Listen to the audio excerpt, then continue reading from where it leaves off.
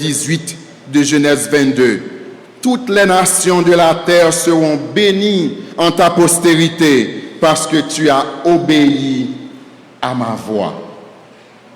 Chers amis, il faut une préparation pour l'adoration du Seigneur qui est basée sur la communication avec Dieu, sur la lecture et l'étude de la parole de Dieu, où la volonté du Seigneur est communiquée. Et lorsque nous connaissons cette volonté, nous choisissons de nous préparer à l'adoration chez nous.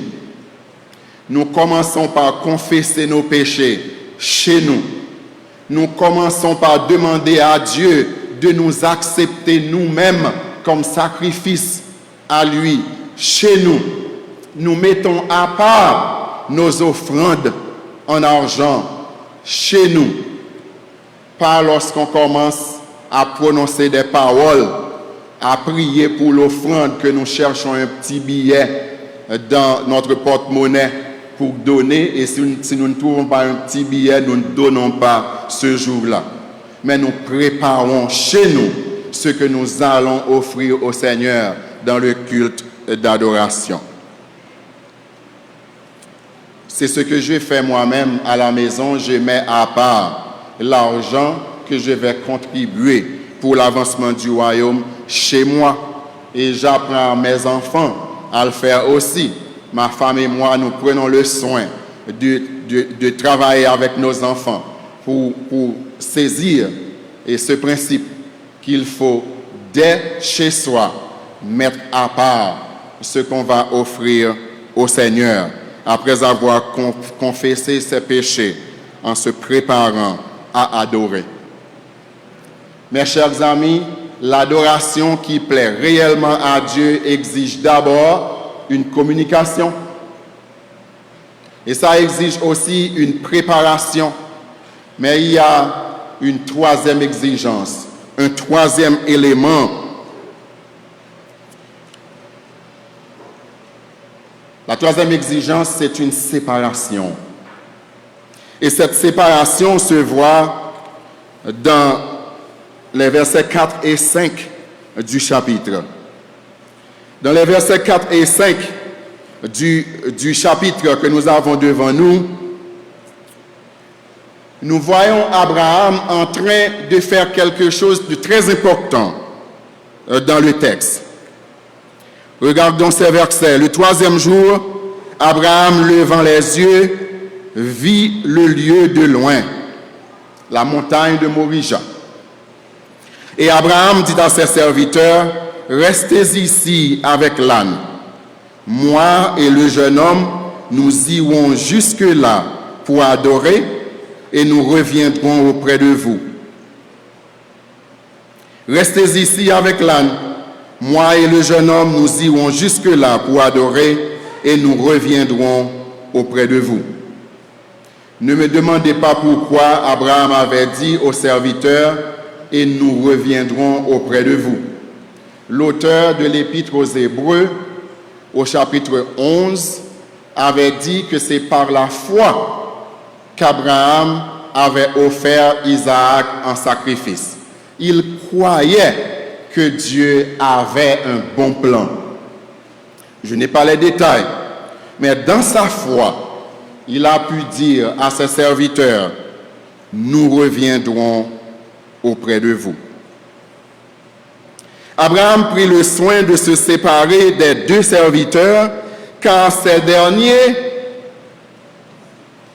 l'auraient empêché d'adorer le Seigneur comme il le lui avait demandé.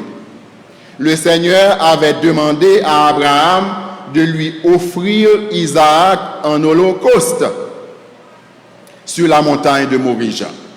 Pensez un instant, mes chers amis, si ces serviteurs auraient accepté une pareille chose s'ils étaient là devant l'autel avec Abraham. Abraham allait lier Isaac, le coucher sur le bois, prendre son épée pour égorger l'enfant et le brûler comme l'Éternel le lui avait demandé. Ses serviteurs, qui étaient beaucoup plus jeunes qu'Abraham, n'auraient pas accepté une pareille chose.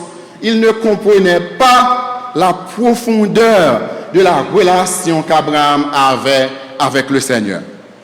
Ils ne comprenaient pas qu'Abraham, en tant que serviteur de Dieu, qui vivait dans l'intimité avec le Seigneur, qu'il ne voulait pas marchander avec Dieu lorsque Dieu voulait quelque chose de lui, même s'il n'avait pas compris pourquoi. Ses serviteurs l'auraient empêché d'adorer le Seigneur librement. Par conséquent, Abraham a demandé à ses serviteurs-là de rester à mi-chemin pour qu'ils se libèrent, pour qu'ils puissent aller avec l'enfant. Et ces deux-là avaient une conversation ensemble en marchant vers la montagne, parce qu'Abraham allait faire la volonté de Dieu sur la montagne. Y a-t-il, mes chers amis, dans votre vie, quelque chose qui vous empêche d'adorer le Seigneur d'une manière qui lui soit agréable? Peut-être que vous entretenez une relation inappropriée avec quelqu'un. Un inconverti peut-être. Cette relation-là est un empêchement à l'adoration du Seigneur, je vous le dis franchement. Ou y a-t-il dans votre vie quelque chose qui prend la place de Dieu et ça devient une idole? Vous devez vous en débarrasser, mes chers amis. C'est un bon moment pour vous de prendre une décision, de vous défaire de certaines choses qui vous empêchent d'adorer le Seigneur librement. Voici ce que dit la parole de Dieu en Ésaïe, chapitre 1er, les versets 15 et 16. Quand vous étendez vos mains, je détourne de vous mes yeux. Quand vous multipliez les prières, je n'écoute pas. Vos mains sont pleines de sang. Lavez-vous, purifiez-vous, ôtez de devant mes yeux la méchanceté de vos actions. Cessez de faire le mal. Ésaïe, chapitre 1er, versets 15 et 16. Dieu veut que nous nous débarrassions de choses dans notre vie qui nous empêchent de l'adorer librement. S'il n'y a pas cette séparation, notre adoration ne sera pas agréable aux yeux de Dieu. Dieu ne prend pas plaisir à notre adoration s'il y a des péchés dans notre vie qui ne sont pas abordés, qui ne sont pas confessés, qui ne sont pas abandonnés.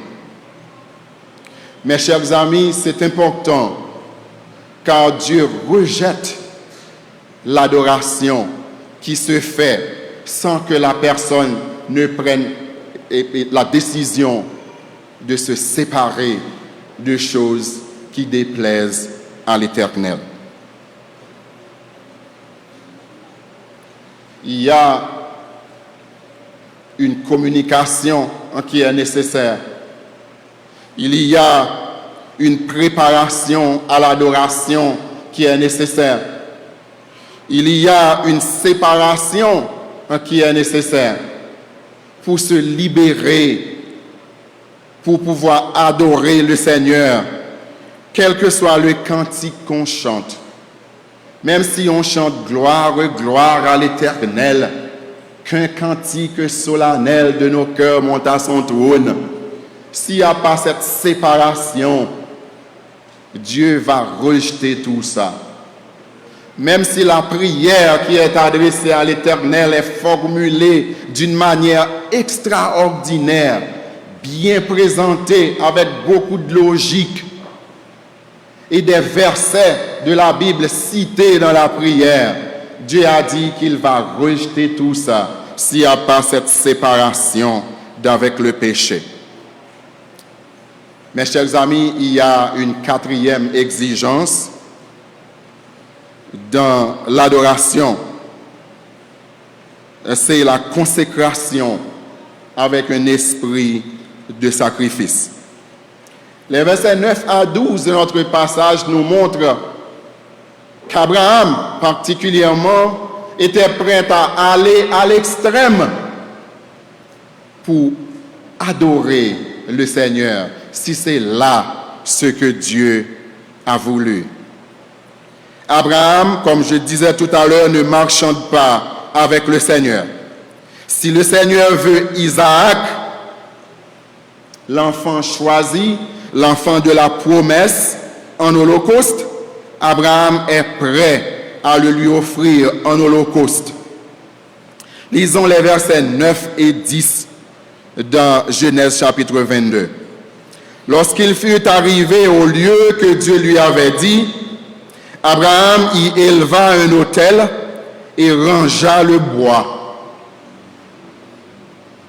Toujours se préparant à adorer le Seigneur. Il lia son fils Isaac et le mit sur l'autel par-dessus le bois. Réfléchissez, mes chers amis, à cela. Abraham y éleva un autel et rangea le bois. Il lia son fils Isaac et le mit sur l'autel par-dessus le bois.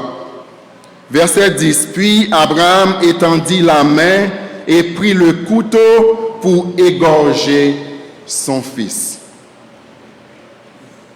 Vous êtes un père qui aime votre enfant. Et Dieu l'avait dit, prends ton fils, ton unique, celui que tu aimes, Isaac. Dieu le savait. C'était un enfant qui avait du prix aux yeux de son père. Mais quel sacrifice serait trop grand pour un homme comme Abraham pour offrir à l'Éternel? Même Isaac n'était pas un sacrifice trop grand à offrir à l'Éternel par Abraham. Il étendit sa main, prit le couteau pour égorger son fils. Mes chers amis, Abraham allait le faire. Parce que c'est exactement ce que l'Éternel lui avait demandé, d'offrir Isaac en holocauste. Isaac est sur le bois lié et Abraham prit le couteau pour égorger son fils. Il allait le faire. Je vous dis qu'il allait le faire et parce que lorsque nous lisons les versets 11 et 12, nous voyons qu'Abraham était si occupé à faire ce qu'il faisait que l'ange de l'Éternel a dû l'appeler à 2 reprises. Si nous retournons au verset 1er du chapitre, nous verrons que Dieu avait appelé Abraham une seule fois. Le texte nous dit, au chapitre 22, verset 1er, Dieu mit Abraham à l'épreuve et lui dit, Abraham, et il répondit, me voici. Dans le verset 11, regardez ce qui se passe. Alors l'ange de l'Éternel l'appela des cieux et dit, Abraham, Abraham. Et il répondit, me voici. Qu'il est mon besoin de l'eau 2 fois. C'est lorsque vous êtes si occupé à regarder un film parfois. Votre esprit est occupé dans ce que vous faites et votre mère vous appelle une fois et ça ne marche pas. Maintenant, elle doit élever la voix pour vous appeler à nouveau. Maintenant, si elle dit Jean et vous ne vous détournez pas, Jean, je vous appelle, n'est-ce pas? Si l'ange de l'Éternel a dû appeler Abraham jusqu'à 2 fois, c'est parce que quand il avait le couteau en main pour égorger son fils, il était si occupé là-dedans, il était si concentré à faire la volonté de Dieu, même si c'est difficile, même si c'est un sacrifice extrême. Abraham était prêt à offrir son fils en sacrifice à l'Éternel.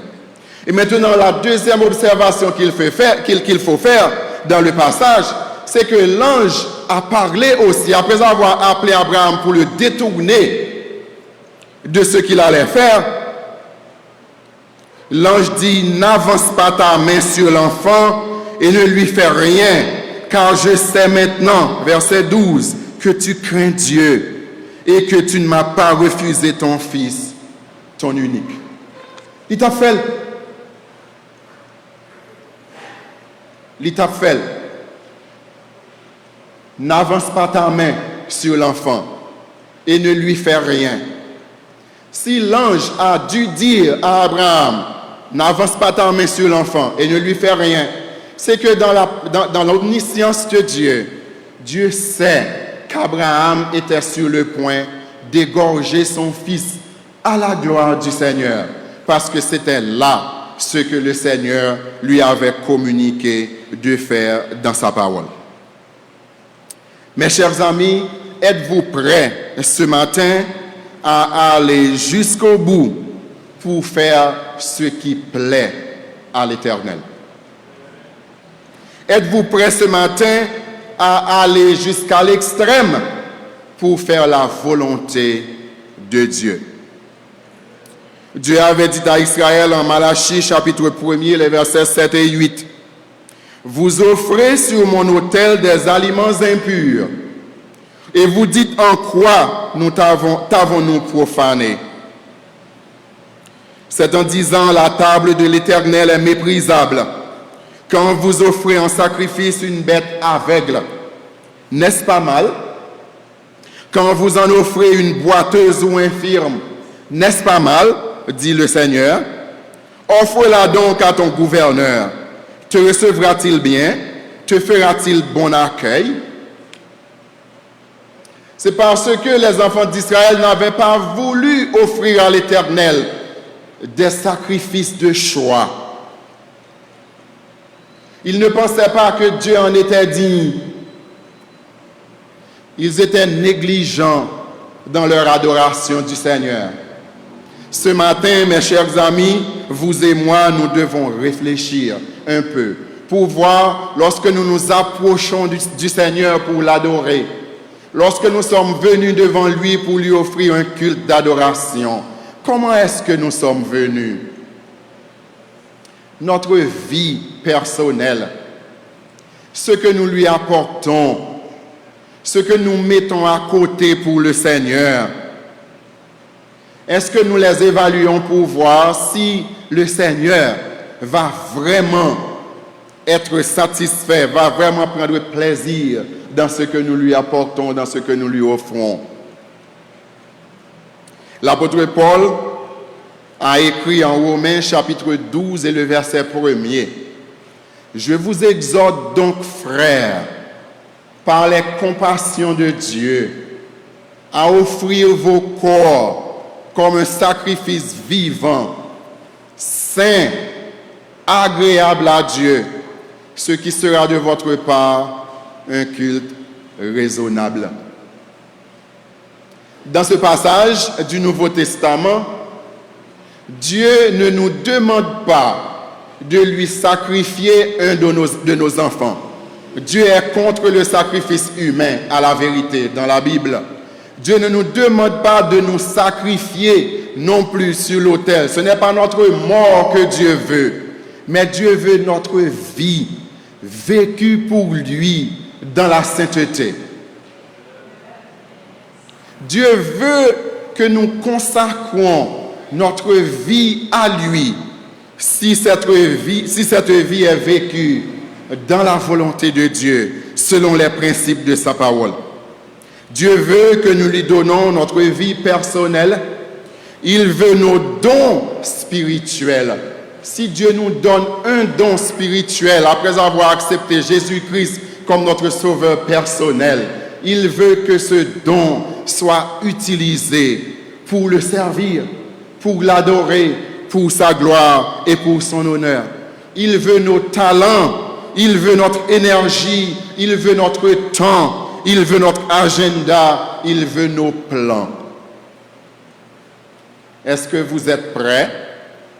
Est-ce que nous sommes prêts à consacrer ces choses au Seigneur avec un esprit de sacrifice pour dire voilà,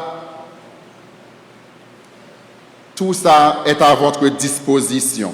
À la vérité, nous chantons de temps en temps « Mon corps, mon cœur, mon âme ne m'appartiennent plus. Ton amour les réclame. Ils sont à toi, Jésus. Mais bon Dieu connaît nous sous bluff. Avec les yeux fermés, la main levée, nous chantons « Mon corps, mon cœur, mon âme ne m'appartiennent plus ». Il connaît. Mes chers amis, nous avons l'opportunité de faire cet exercice ce matin, de réfléchir un peu et de choisir de donner ces choses à Dieu, de mettre ces choses, notre vie, nos dons, nos talents, notre énergie, notre temps, nos ressources matérielles sur l'autel devant l'Éternel, avec un esprit de sacrifice pour sa gloire et pour son honneur. Si Dieu veut que l'un de nos fils devienne pasteur pour servir dans le saint ministère, sommes-nous prêts à consacrer cet enfant au Seigneur pour le servir dans le ministère? Moi-même, quand on est en pile parents, les petits qui disent au senti bon Dieu après les pour y aller servir dans le ministère comme pasteur, ils ont décidé que rêve nous c'était pour être ingénieur, rêve nous c'était pour être agronome, rêve nous c'était pour être médecin, rêve nous c'était pour être avocat, pour être capable de prendre soin de la famille, les mourir pour être enterrer. Un pasteur, vous voyez?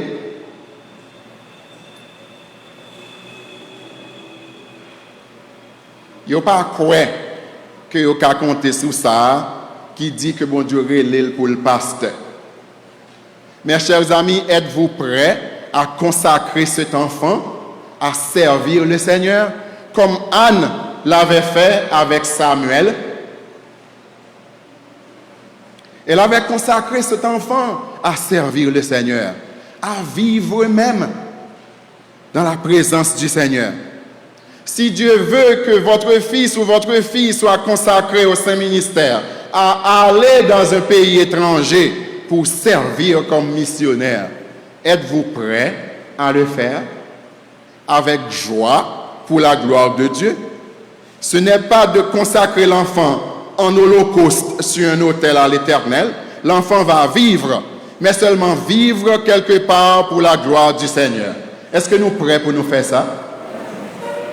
Mes chers amis, si nous sommes prêts à nous consacrer, à consacrer nos propres agendas sur l'autel de Dieu pour sa gloire, si nous sommes prêts à consacrer nos enfants, nos ressources à Dieu, l'adoration pour Dieu, le culte que nous lui offrons, lui sera définitivement agréable. Abraham avait pris le soin d'écouter la voix du Seigneur. Il a obéi dans les petits détails ce que Dieu lui avait demandé de faire.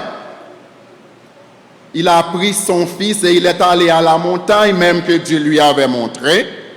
Il a fait une séparation pour se libérer de manière à adorer le Seigneur comme cela se doit. Et il est allé jusqu'au bout avec un esprit de sacrifice pour servir le Seigneur sur la montagne. Mes chers amis, lorsque le Seigneur lui-même était content avec l'adoration qu'a offerte Abraham, le Seigneur a dit à Abraham, je vais te bénir. Je vais te bénir. Et Dieu a commencé à bénir Abraham sur la montagne même. N'avance pas ta main sur l'enfant et ne lui fais aucun mal. Et Dieu a donné là sur la montagne à Abraham un bélier à offrir à la place d'Isaac. Et c'est alors qu'Abraham a loué le Seigneur parce qu'il est délivré. Si je suis en place, je ne sais pas si je dis Sarah, elle me la caille. Si petite là, sacrifié et que bon Dieu pas fait ça, me pensé, car il est souverain. Mais maintenant, lorsque Dieu a choisi d'épargner la vie d'Isaac et lui a donné un bélier, Abraham s'est exclamé, Jéhovah Jireh. Notre Dieu est un Dieu qui sait faire des provisions pour ses enfants. C'est une bénédiction. Dieu a réjoui le cœur d'Abraham là sur la montagne parce qu'il a été obéissant à la voix du Seigneur. Il a été disposé à servir le Seigneur, quoi qu'il en soit, à adorer Dieu avec un esprit de sacrifice. Il a loué le Seigneur en disant « Jéhovah Jireh », Genèse 22, verset 14. Nous chantons souvent « Jéhovah Jireh » ou « Bon, ça me besoin, bon papa, grâce suffit pour moi ». C'est vrai. Mais l'expérience que ce dernier avait avec Dieu, qui l'a poussé à dire « Jéhovah Jireh », nous pouvons faire expérience comme ça. Parce que nous pouvons disposer pour nous aller côté ça avec le Seigneur.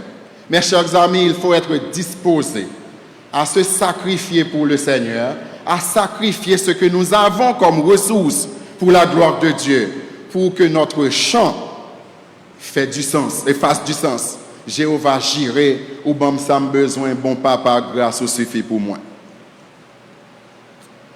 Dieu a donné en plus du bélier à Abraham une promesse future de bénédiction, sous serment, bien entendu.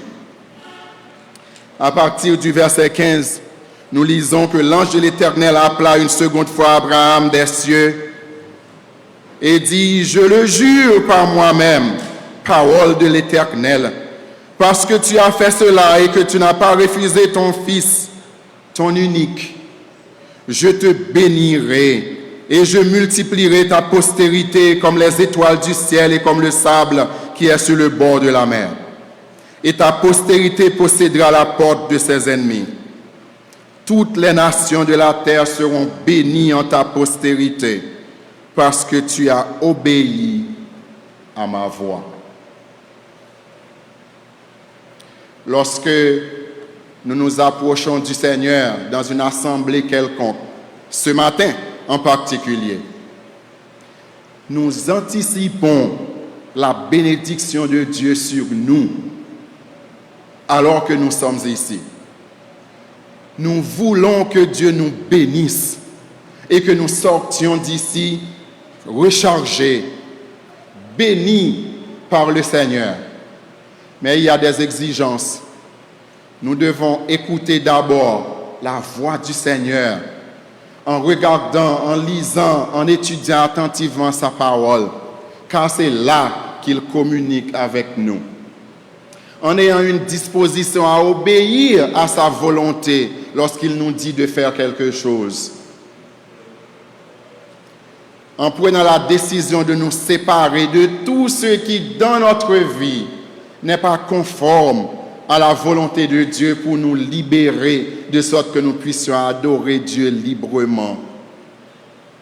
Et en ayant cette disposition de servir le Seigneur avec un esprit de sacrifice, en mettant à sa disposition tout ce que nous sommes et tout ce que nous possédons. Qu'il en soit ainsi pour vous.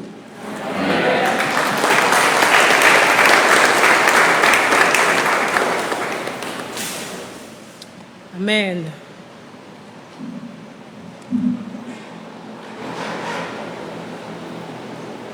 Le Seigneur attend de nous que nous lui obéissions totalement.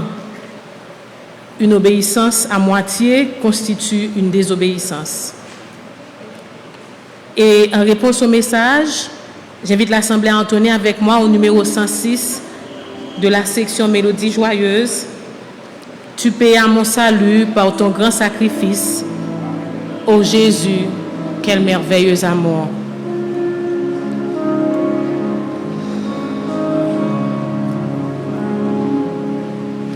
Tu payas mon salut par ton grand sacrifice. Ô Jésus, quel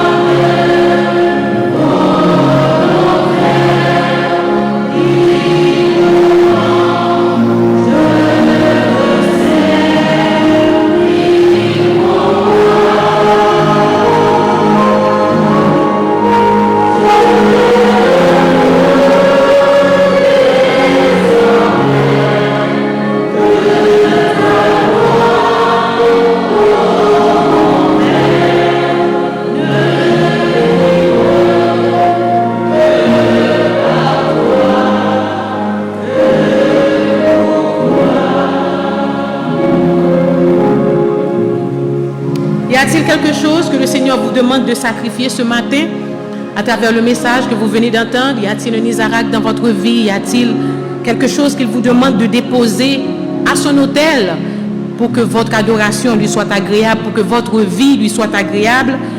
Réfléchissez-y et utilisez la force que Dieu vous donne pour faire ce pas, pour soumettre un sacrifice sur son autel, tout ce qui est de trop, tout ce qui alourdit votre marche et vous empêche d'être celui ou celle qu'il vous a appelé à être.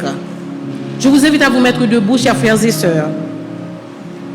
Nous allons entonner le cantique 134 des chants d'espérance français et je vous invite à penser au mot « La voix du Seigneur m'appelle. Prends ta croix, viens et suis-moi ». Remarquez qu'il ne vous a pas demandé de prendre une gerbe de fleurs.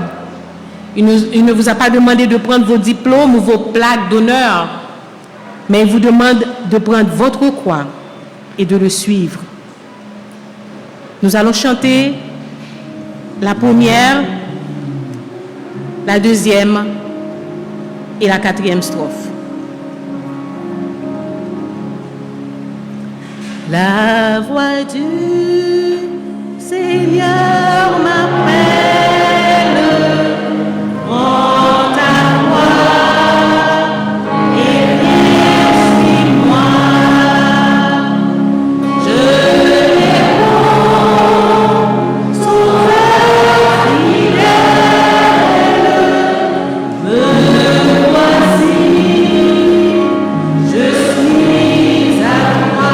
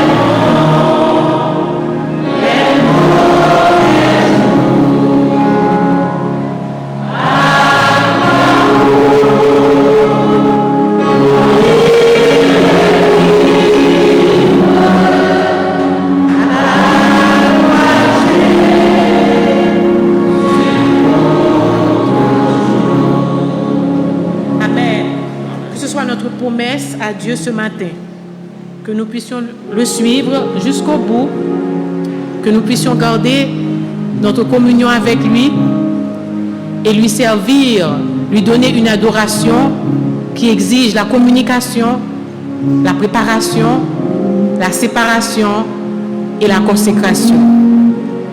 Nous remercions le Seigneur qui n'a pas manqué de nous bénir ce matin à travers ce culte. Nous remercions les différentes entités de l'Église. Nous remercions tous nos intervenants et nous prions que Dieu nous accorde une semaine bénie sous sa divine protection. Avec nous, le prédicateur du jour dans l'appel au réconfort et un résumé du message qui sera suivi de la prière finale et la bénédiction qui seront prononcées par le frère John Ricardo.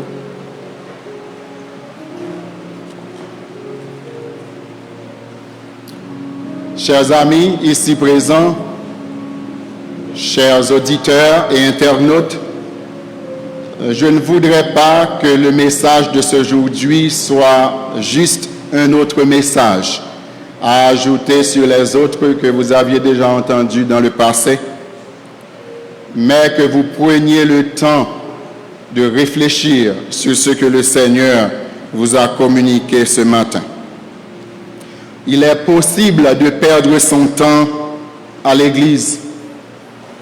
Beaucoup de personnes l'ont déjà fait. En Zacharie chapitre 7, le verset 5, Dieu dit à Israël, « Dis à tout le peuple du pays et aux sacrificateurs, quand vous avez jeûné et pleuré au 5e et au 7e mois, et cela depuis 70 ans, est-ce pour moi que vous avez jeûné? » C'était du gaspillage pendant 70 ans, parce que ce n'était pas selon la volonté de Dieu. Et ce matin, si vous n'êtes pas encore un croyant en Jésus-Christ comme votre sauveur personnel, il faudra commencer par placer votre foi en Jésus-Christ comme sauveur pour devenir enfant de Dieu, de sorte que vous puissiez adorer le Seigneur avec ses enfants. Et si vous êtes déjà enfant de Dieu, il faut prendre le temps d'appliquer ces 4 principes que nous venons de partager avec vous ce matin pour éviter du gaspillage dans la présence du Seigneur.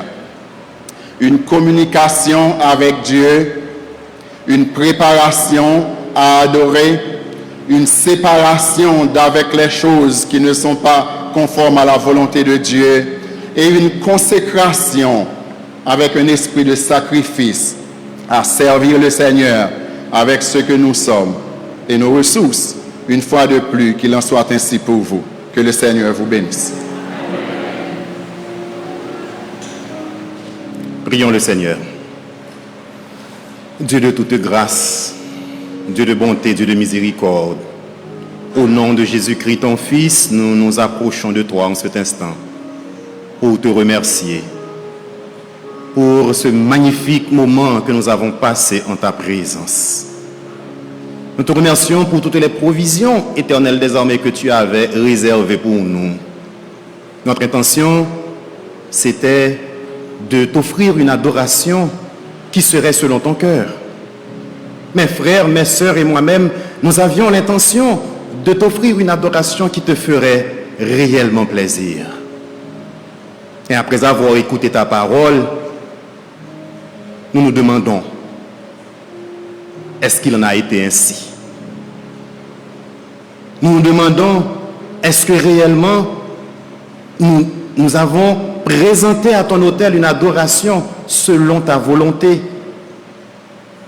Tu nous as rappelé ou tu nous as appris ce matin que l'adoration qui te plaît exige une communication que seuls nous pouvons trouver dans ta parole. Tu nous as rappelé ou appris que l'adoration qui te plaît réellement exige une préparation selon ce que tu as communiqué, selon ce que tu as dit exactement. Tu nous as appris ou rappelé ce matin qu'une adoration qui te plaît réellement exige une séparation d'avec tout ce qui nous empêche de communier avec toi, de tout ce qui nous empêche d'être conforme à ta volonté. Tu nous as appris ou rappeler ce matin qu'une adoration qui te plaît réellement exige une consécration. Un peuple qui est prêt à tout sacrifier. Un peuple qui est prêt à aller jusqu'au bout pour plaire à Dieu. Éternel des armées, permets que ces paroles soient inscrites dans nos cœurs. Non, même gravées dans nos cœurs. Et que nous puissions les ressasser, les ruminer. Car ce n'est pas le genre de paroles quand juste le temps de l'écoute, nous pouvons réellement absorber, intégrer. Nous avons besoin d'entendre, de l'entendre encore et encore, de méditer cette parole. Et nous te demandons d'accorder cette grâce à toute la communauté évangélique, à tous nos auditeurs de Radio Sentinelle, Logos, 4VEH et à nos internautes.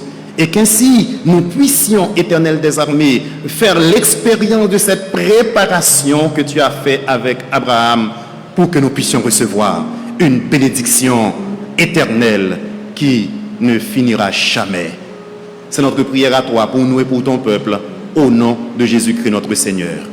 Amen. Recevons la bénédiction. Je vous laisse la paix, je vous donne ma paix.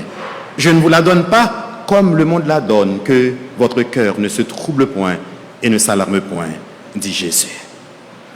Gloire à Dieu notre Créateur, gloire à Christ notre Rédempteur, gloire à l'Esprit mon Sauveur.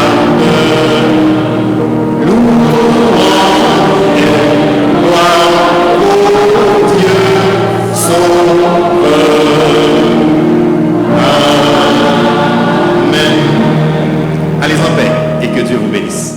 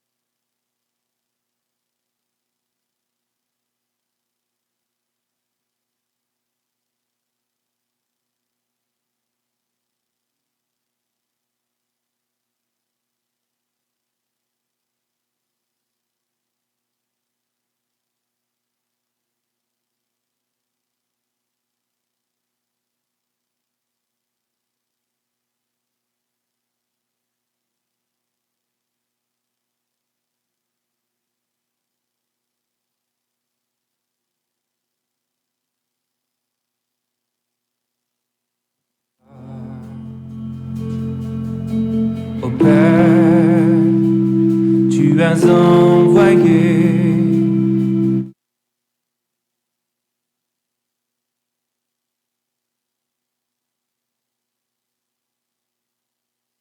l'Esprit